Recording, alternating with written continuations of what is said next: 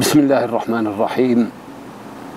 إخوتي في الله، تحدث الكثير عن الشكل والفانيلا وعدم الإرماش والنار وتلك البساطة التي أتحدث منها. إخوتي، أنا لا يهمني الشكل، أنا يهمني العقل، ولو كان العقل رجلا لقبلت يده ودعوته بأبي، فهو استراتيجية بقائي. لكن أريد أن أتحدث عن هذا الشهر الكريم، هذا الشهر الذي بدأ يلملم حقائبه معلنا بداية الرحيل.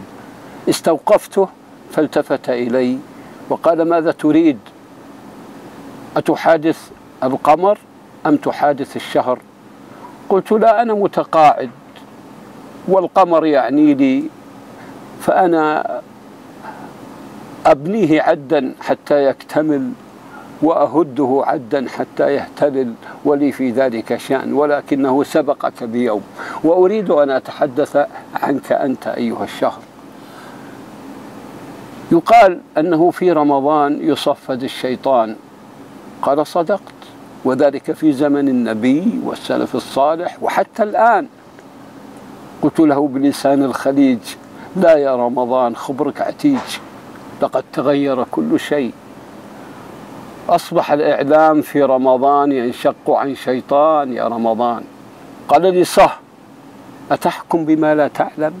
ألديك دليل من الرسول أو من القرآن أو من أثرة العلم؟ أم تجادل بغير علم ولا هدى ولا كتاب منير؟ قلت له: أحسنت، أريد أن أتحدث عن العلم وأثرة العلم، فأنا أعرف الإعلام أكثر منك، فأنت لا تأتي إلا في العام مرة، أما أنا في الإعلام طوال العام. لذلك سأتحدث لك عن هذا الإعلام. يا رمضان، الإعلام فيك أودية وأندية ولبس أردية، وفيه للدراما سوق فظيع، يباع فيه كل شيء، الدين والأخلاق والشرف الرفيع، والناس فيه مرج، فهذا قادم ليشتري وهذا قاعد لكي يبيع. لبست بردة النبي، دخلته على استحياء من ساءة القرآن والتسبيح والترجيع، فأجاءني تجاره من كل صوب، الداعية والداهية، كاتبهم صحفيهم حتى المذيع، يساومونني في بردة النبي. أقسمت أني عابر متأمل، لا أشتري في السوق أو أبيع، وبردتي التزمتها ليوم الحر والصقيع. يستهزئون: أبردة ونحن في الربيع؟ فأجيبهم: أي ربيع إن لم يكن نظارة خضراء يلبسها الجميع كي يروا الهشيم برسيما والتبن كالربيع.